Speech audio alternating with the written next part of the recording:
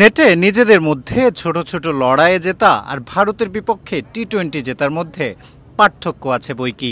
2019 সালে ভারত সফরে এসে ভারতকে সংক্ষিপ্ত ফরম্যাটে শুরুর ম্যাচেই হারানোর সুখস্মৃতি আছে বটে, তবে 2024-এ এসে তেমন ধামাকা নিয়ে ভাবছেন না তাওহিদ হৃদয়। এরকম ধামাকা বা এরকম কিছু নিয়ে আমাদের মাথায় নাই। সত্যি কথা বলতে আমরা যেটা আগেও বললাম যে আমরা অবশ্যই জেতার জন্যই খেলবো। তো আমাদেরও তো অবশ্যই লক্ষ্য আছে যে যেন আমরা সিরিজটা জিততে পারি, ভালো ক্রিকেট খেলতে পারি। রোহিত শর্মা, বিরাট কোহলিদের মতো তারকারা আন্তর্জাতিক টি-20কে বিদায় বলেছেন। এদিকে বাংলাদেশের সাকিব আল হাসান, মুশফিকুর রহিমরাও নেই। বলা চলে নতুন মোড়কের দুই দলই খেলবে, সেখানে নিজেদের সুযোগ দেখছেন হৃদয়।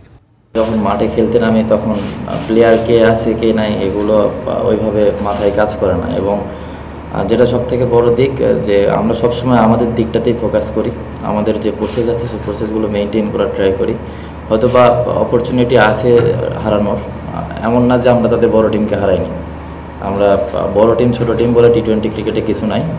আমার কাছে মনে হয় যে ওই পার্টিকুলার ডেটে ভালো করবে সেই টিম। চাইলে হৃদয়ের এই কথাকে গদবাধা বলতে পারেন, তবে অনূর্ধ্ব-19 বিশ্বকাপ জয়ী দলের অন্যতম সদস্য বলে হৃদয়কে আপনার পাত্তা দিতেই হবে। হৃদয় একা নন শুধু, তার সঙ্গে বিশ্বকাপ জয়ী দলের আরও 5 সতীর্থ আছেন ভারতের বিপক্ষে বাংলাদেশের টি-20 স্কোয়াডে। বড়দের ক্রিকেটে বড় কোনো সাফল্যের অংশ না হলে ছোটদের ক্রিকেটে অতীত হয়ে যাওয়া সাফল্য যে কোনো কাজে আসবে না, ভালো করেই জানেন হৃদয়। 6 জন আছি দেখি যে টিমের ইয়েটা বেটার হবে এরকম কিছু না। টিমের 15 জন প্লেয়ারই আমাদের কাছে সমান। হয়তো 6 জন এখন আছি, অনেকেই টেস্ট ফরম্যাট খেলেছে, ওডিআই খেলেছে, অলমোস্ট 10-12 জন প্লেয়ারের ডেবিউ হয়ে গেছে।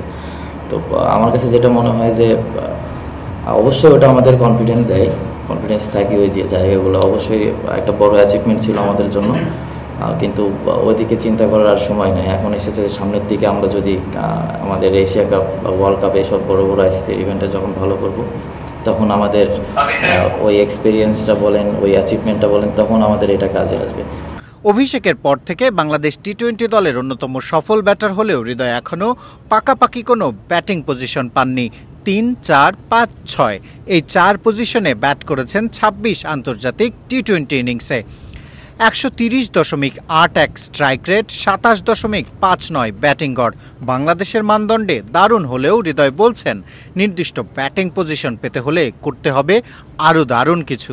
আমি অনেক পজিশনে ব্যাটিং করেছি, ঠিক আছে, কিন্তু এটা তো টিমের প্ল্যান ছিল।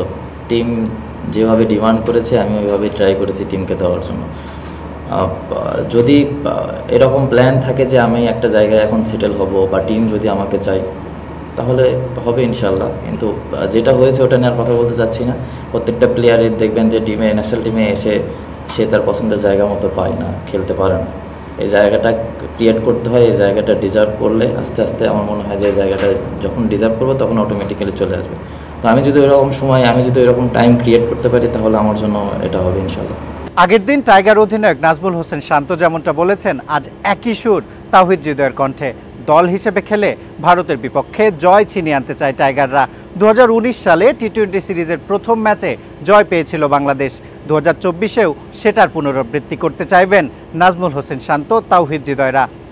শিহাব হাসান খান, ক্রিকেট 97, গোয়ালিয়র, ভারত।